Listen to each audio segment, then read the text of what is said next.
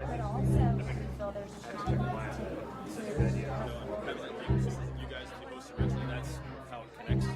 Here's the situation we face. Over the long term, the real budget problem is that of growing government spending.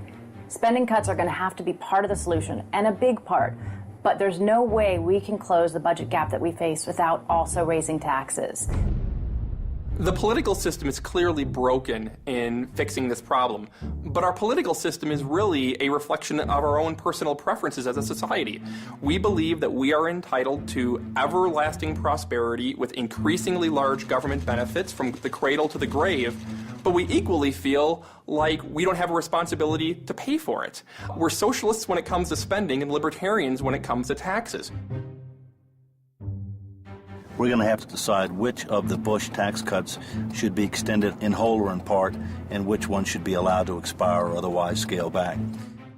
If the 2001 and 2003 Bush tax cuts are extended, the revenues of the federal government would decrease significantly. The cost of Bush tax cuts is about $2 trillion over 10 years. And to put that in perspective, that's double the cost of expanded health care coverage that everyone's complaining that we can't afford.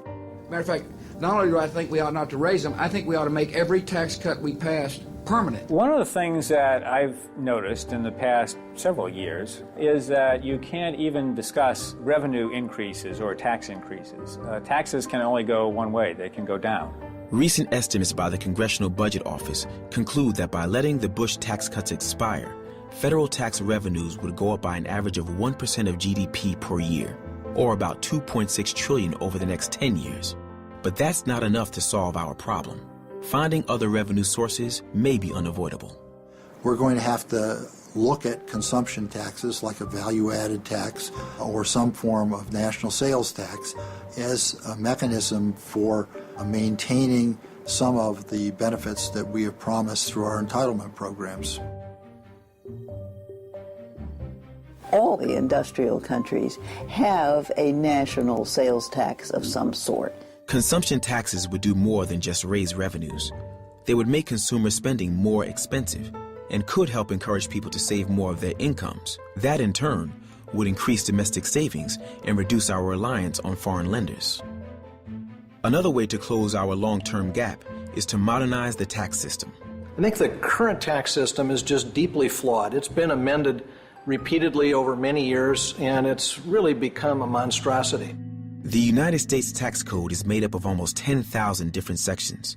Much of this system is confusing, outdated, and filled with loopholes. There are many tax preferences that result in almost $1 trillion in lost revenue every year. The special tax treatment of employer-paid health care and home mortgage interest payments are the two largest examples. Furthermore, our complex and burdensome corporate tax system puts American companies at a competitive disadvantage internationally. I think our tax system has gone very much awry in the last 10 years. Streamlining and eliminating many of those tax loopholes could bring in a lot more revenue for the government. I think it's going to require us to write a new tax system, one that's more fair.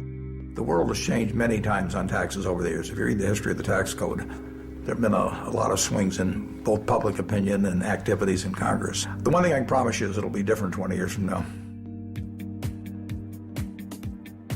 There's a lot of ideas. We could spend the next 6 hours debating taxes. The last topic, taxes, once everybody got involved in the voting, they realized that it's a really big issue and they wanted to be part of it. Some combination of revenue changes will be required to help lower the potential future debt levels.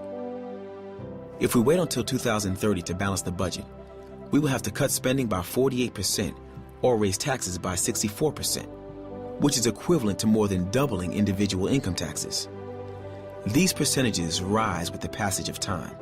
Therefore, we need to start now to determine how to put our nation's finances in order. The problems that we're facing are not going to be solved without making some very fundamental choices, and you can't take things off the table. Bottom line is, whatever government chooses to spend, eventually it's going to have to tax to pay for. I mean, that's the way government pays for things. There's no magic.